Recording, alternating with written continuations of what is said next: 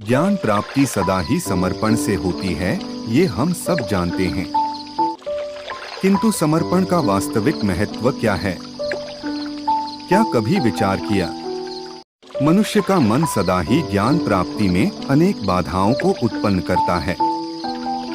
कभी किसी अन्य विद्यार्थी से ईर्ष्या हो जाती है, कभी पढ़ाए हुए पाठों पर संदेह होने लगता है, और कभी गुरु द्वारा दिया गया दंड मन को अहंकार से भर देता है। नहीं, क्या ऐसा नहीं होता? ना जाने कैसे कैसे विचार मन को भटकाते हैं, और मन के इसी अयोग्य स्थिति के कारण हम ज्ञान प्राप्त नहीं कर पाते। मन की योग्य स्थिति केवल समर्पण से प्राप्त होती है। समर्पण मनुष्य के अहंकार का नाश करता है। ईर्ष्या, महत्वाकांक्षा आदि भावनाओं को दूर कर हृदय को शांत करता है और मन को एकाग्र करता है। जगत में प्रत्येक व्यक्ति में किसी न किसी प्रकार की निर्बलता अवश्य होती है। जैसे कोई बहुत तेजी से दौड़ नहीं पाता, तो कोई अधिक भार नहीं उठा पाता। कोई असाध्य रोग से पीड़ित रहता है, तो कोई पढ़े हुए पाठों को स्मरण में नहीं रख पाता। ऐसे अनेकों उदाहरण और भी हैं।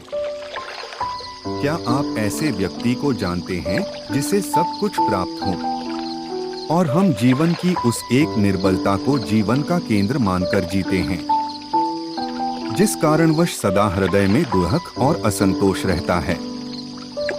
निर्बलता मनुष्य को जन्म से अथवा संजोग से प्राप्त होती, किंतु उस निर्बलता को मनुष्य का मन अपनी मर्यादा बना लेता है।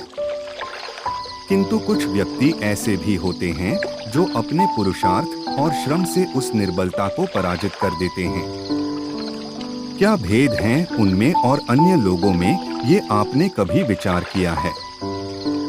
सरल सा उत्तर है इसका, जो व्यक्ति निर्बलता से पराजित नहीं होता, जो पुरुषार्थ करने का साहस रखता है, हृदय में वो निर्बलता को पार कर जाता है।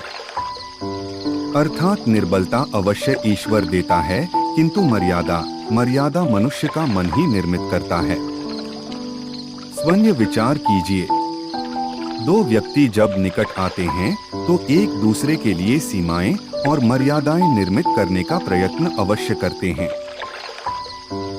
हम यदि सारे संबंधों पर विचार करेंगे तो देखेंगे कि इन सारे संबंधों का आधार यही सीमाएं हैं जो हम दूसरों के लिए निर्मित करते हैं।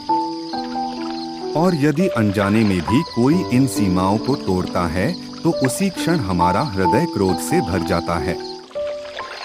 सीमाओं के द्वारा हम दूसरे व्यक्ति को निर्णय करने की अनुमति नहीं देते हैं।